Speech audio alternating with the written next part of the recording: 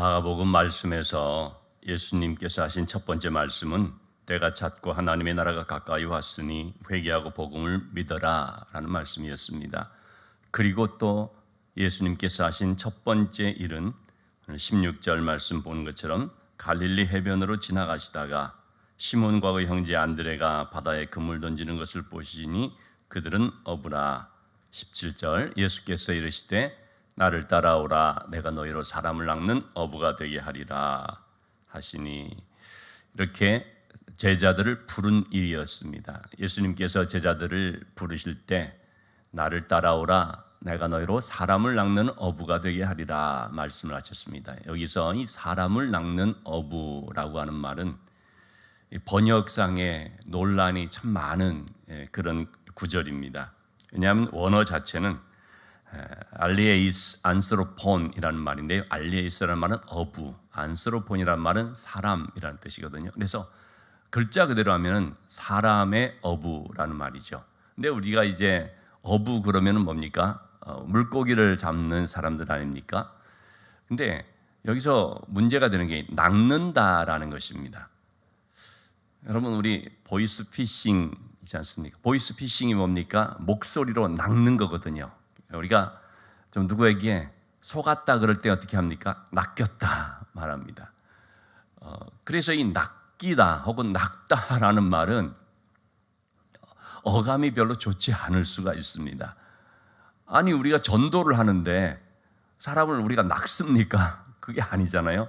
그런 점에 있어서 이거는 좀 바꿔야 된다 이렇게 말하는 사람도 있고, 그렇지만은 고기를 잡는 사람을 그렇게 어부라고 하는 것처럼 그런 뜻에서 사람들을 낚는 어부라는 말인데 그게 뭐 그렇게 잘못됐느냐라고 말하는 적도 있습니다.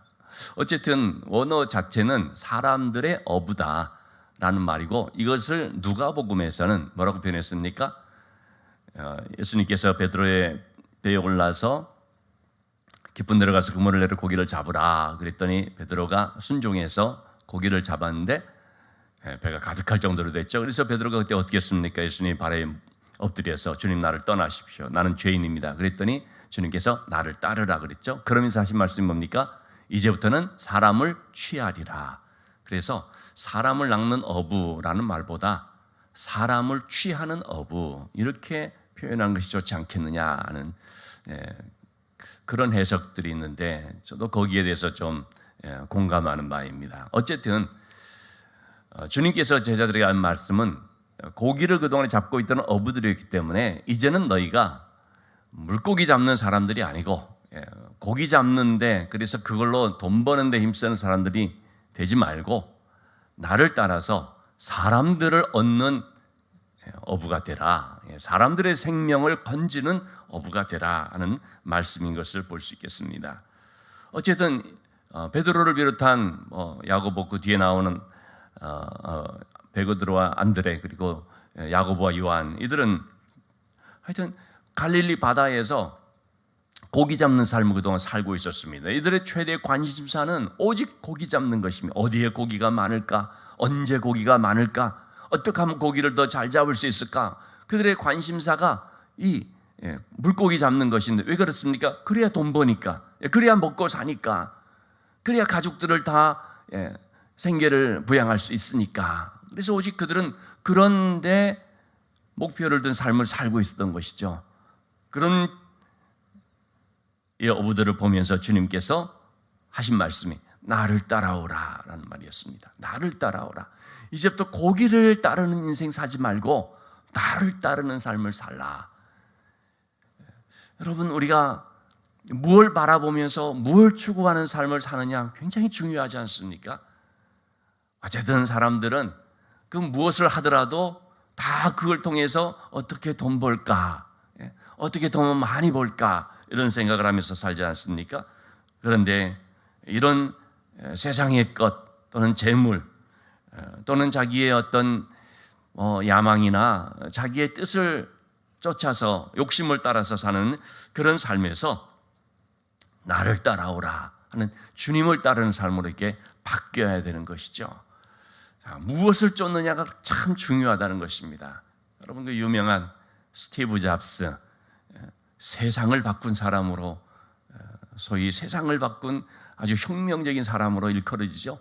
이 스티브 잡스라는 이 한 사람의 아이디어, 그의 어떤 그 꿈과 그 열정을 통해서 우리는 모두 다 지금 손에 핸드폰을 들고 다니는 세상이 됐습니다.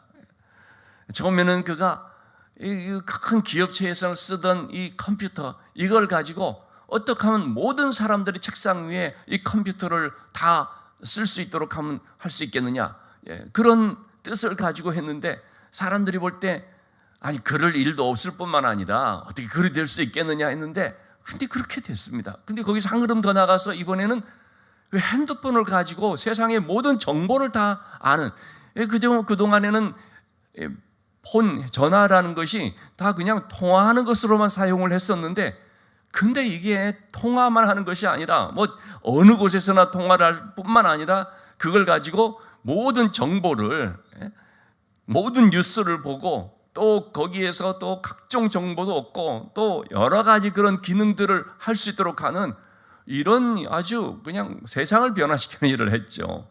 이 애플이라고 하는 회사를 차리고, 그가 당시에 펩시 콜라 회사인 펩시 CEO인 존 스컬리라는 사람한테 얘기했다는 이 한마디가 굉장히 명언으로 이렇게 회자가 되죠. 그를 스카우트하면서 하는 말이, 남은 인생을 설탕물 파는데 바칠 것인가, 아니면 나와 함께 세상을 바꾸겠는가. 그 한마디에 펩시콜라라는 게 뭡니까? 결국 설탕물 파는 회사 아닙니까? 어쨌든 이 그냥 코카콜라를 이겨봐야지 하면서 그렇게 펩시 회장으로 있는 그를 스카우트하면서 나와 함께 세상을 바꾸지 않겠는가, 그래가지고 스카우트를 한 거죠. 참 그 말 자체는 너무 멋있습니다, 여러분. 정말 우리가 그렇지 않습니까? 그저 세상에 시시한 것 쫓는 인생 살 것인가, 아니면 나와 함께 세상을 바꿀 것인가. 주님의 말씀이 그런 거거든요. 나를 따르라, 나와 함께 세상을 바꿔보자, 그거 아니겠습니까? 이런 나를 따르라라는 말에 대해서 제자들의 반응이 뭐였습니까? 18절의 말씀에 나오는 것처럼 곧 그물을 버려두고 따르니라. 여러분, 이러한 주님의 말씀 앞에 제자들은 즉각적으로 반응했는데요, 순종으로 반응했습니다. 하나님의 말씀이 임하게 될 때 우리는 주저하지 않고 그 말씀에 그대로 순종하며 반응하게 될 때, 바로 그 사람이 하나님의 쓰임을 받는 것이고, 그를 통해 하나님께서 역사를 이루시죠. 아브라함에게도 하나님께서 하신 말씀이 내가 너에게 지시하는 땅으로 가라, 그 말을 하자 우리 창세기 12장 4절에도 좀 나오지만, 아브라함이 어떡합니까? 하나님의 그 말씀을 쫓아갔고 그랬습니다. 말씀을 쫓아갔고 롯도 그와 함께 가니라.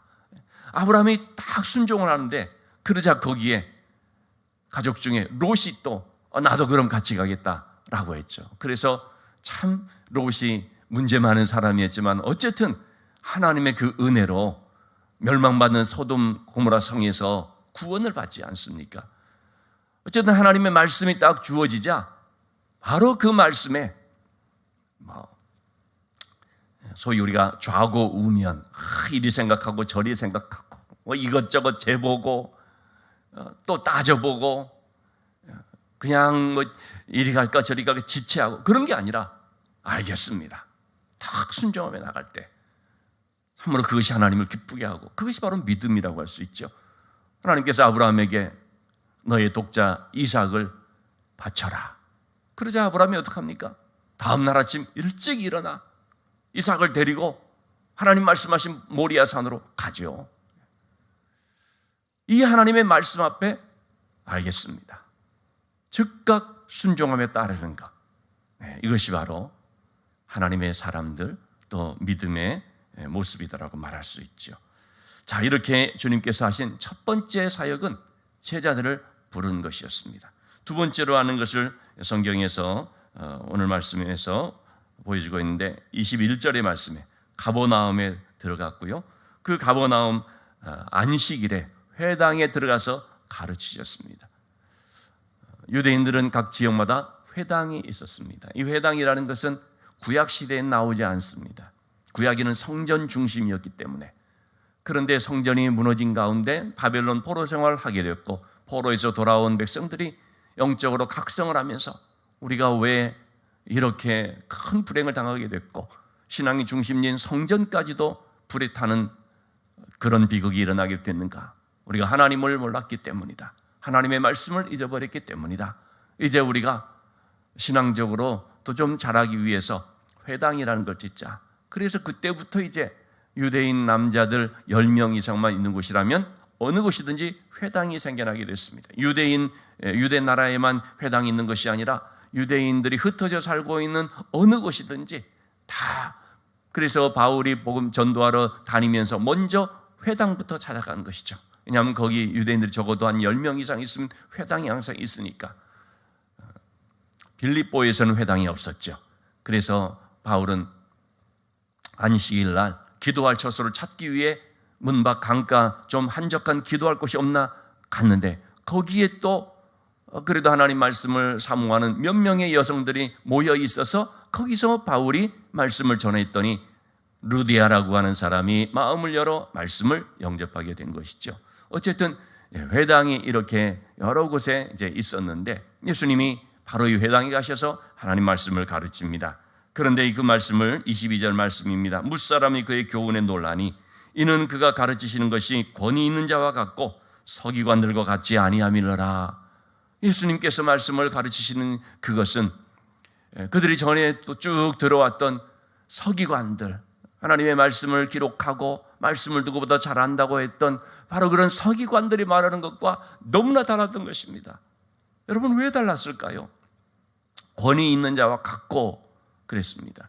자, 우리 조금 건너뛰어서요. 26절에 보면 25절에 보면 예수께서 꾸짖어 이르시되 잠잠하고 그 사람에게서 나오라 하시니 26절 더러운 귀신이 그 사람에게 경련을 일으키고 큰 소리를 지르며 나오는지라. 그 회당 안에 더러운 귀신 들린 사람이 있어서 귀신을 보고 나가라 하고 쫓아냈을 때 귀신이 그 주님의 말씀 앞에 그대로 순종해서 그 사람에게서 떠나는 이 모습을 이제 보게 되죠. 그러자 사람들이 27절입니다. 다 놀라서 서로 물어 이르되 이는 어찌미냐 권위 있는 새 교훈이로다. 자, 여기서 이 놀라다라고 하는 말은 엑세플렛 손토라고 하는 말인데 정신을 잃어버렸다, 넋을 잃었다 하는 그런 원어상의 뜻이 되겠습니다. 얼마나 놀랐는지 사람들이 정신이 나갈 정도로 깜짝 놀라는 그런 정도가 아니라 한마디로 졸도할 정도로 너무 놀랐다는 것입니다. 그래서 하는 말이 뭡니까? 이 어찌 됨이냐? 권위 있는 새 교훈이로다. 이 앞에서는 서기관들과 다르다. 그의 그 말하는 것이 권세가 있고 권위가 있고 서기관과 다르고, 그리고 이것은 권위 있는 새 교훈이로다. 더러운 귀신들에게 명한즉 순종하는도다. 깜짝 놀라는 이런 일들이 벌어졌습니다. 그러면 여러분, 예수님께서 말씀해 주시는 이것이 어떻게 권위 있는 자들과 다른 것이겠습니까? 뭐 지식이 더 많아 보이고 말을 아주 유창하게 잘하고 그랬겠습니까? 그게 아니죠. 권위라는 것, 사람들이 그걸 봤거든요. 야, 저분이 정말 너무나 달변가다. 야, 너무나 설득력 있게 얘기한다. 그 사람의 그 말하는 것은 사람들을 감동시키는 웅변적인 것이다. 뭐 이런 표현이 아닙니다. 권위, 새 교훈, 이렇게 반응을 나타내고 있는데, 여러분, 이 권위가 뭐겠습니까? 그동안의 종교 지도자들이나 서기관들이나 그런 모든 사람들의 얘기는 전부 다 무엇에 관한 것이었죠. 하나님에 관한 것이었고 예수 그리스도에 관한 것이었고 그 그리스도의 예언된 메시아에 관한 것이었고, 하여튼 무엇에 관한 그런 얘기를 하는 것입니다. 남들보다 더 많이 알고 있고 더 잘 외우고 있고 뭐 분석해서 뜻이 무엇이다라는 것을 유창하게 설명할 수 있고 그런 정도이죠. 그러나 예수님은 무엇에 관해서 말한 것이 아닙니다. 바로 하나님에 관해서 말한 것이 아니라 바로 하나님을 말한 것입니다. 하나님에 관해 아는 지식이 아니고 하나님을 아는 지식이 있었던 것이죠. 왜 그렇습니까? 하나님의 아들이니까. 예수님이 와서 하시는 말씀 바로 하나님의 말씀이 되었습니다. 예수님이 나타내시는 것은 바로 하나님을 보여주는 것이었습니다. 제가 한번 그 신학대학원 때인데요, 기숙사에 있었는데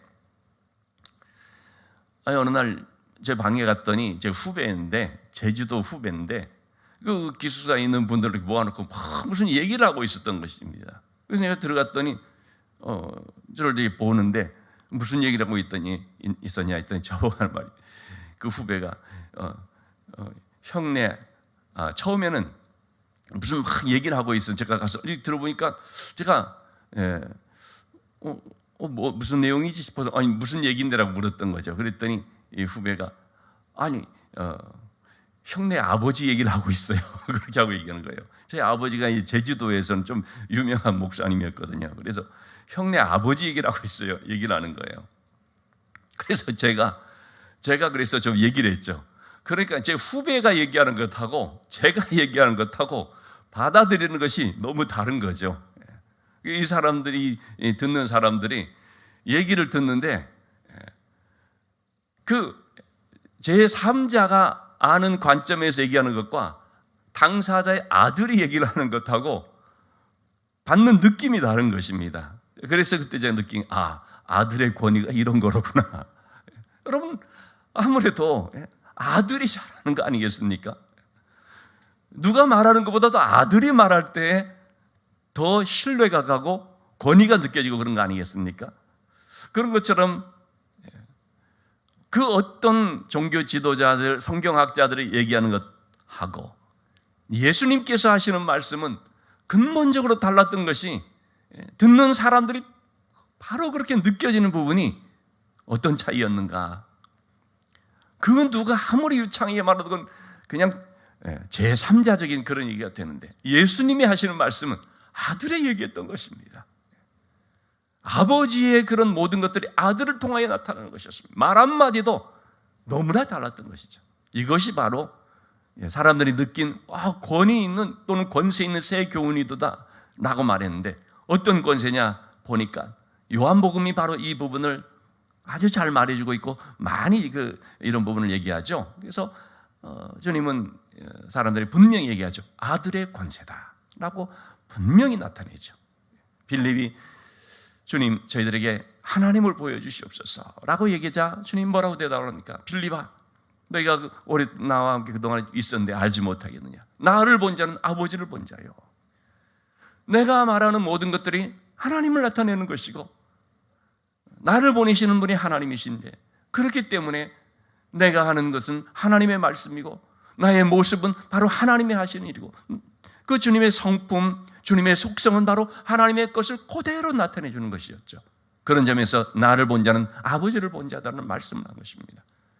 예수님의 말씀은 하나님의 말씀입니다. 때문에 요한복음 1장 1절에서 태초에 말씀이 계시니라, 이 말씀이 하나님과 함께 계셨고 이 말씀이 천지 만물을 창조하시고 바로 아버지 독생자의 그 말씀 되신 분이 육신을 입고 우리 가운데 거하셨다. 이분이 바로 예수 그리스도시다라는 얘기를 하죠. 주님의 교훈은 하나님의 교훈 그 자체였습니다. 주님의 권위는 아들의 권위, 하나님 아들의 권위였습니다. 그렇기 때문에 우리가 예수 그리스도를 통하여서 하나님을 알게 되고 하나님의 말씀을 바르게 깨닫게 되죠. 아들의 권위는 사람들 눈앞에 그대로 나타났죠. 귀신에게 명하니까 나가는 것입니다. 만물을 향하여 바람아 잔잔하라, 파도야 잔잔하라 하면은 순종하는 것입니다. 왜 그렇습니까? 창조주 하나님의 권위이기 때문에 모든 만물들이 순종할 수밖에 없는 것입니다. 바로 이와 같은 아들의 권세를 누구에게 주셨습니까? 영접하는 자, 곧 그 이름을 믿는 자들에게는 하나님의 자녀의 권세를 주셨다라고 요한복음 1장 12절에서 말하고 있습니다. 그 예수 그리스도를 믿는 자가 바로 하나님의 자녀가 됩니다. 그래서 우리는 모두 다 예수 그리스도를 믿음으로 말미암아 아들의 권세를 갖게 됐습니다. 아들의 권세가 뭡니까? 기도하면 응답받는 것입니다. 아들이 무엇을 달라고 하면 아버지가 주지 않을 자가 어디 있겠느냐? 좋은 것으로 주시지 않겠느냐? 이것이 바로 아들의 특권이면서 아버지가 아들을 사랑하는 그런 모습이지요. 여러분, 주님은 하나님 아들의 권세를 가지고 오셨습니다.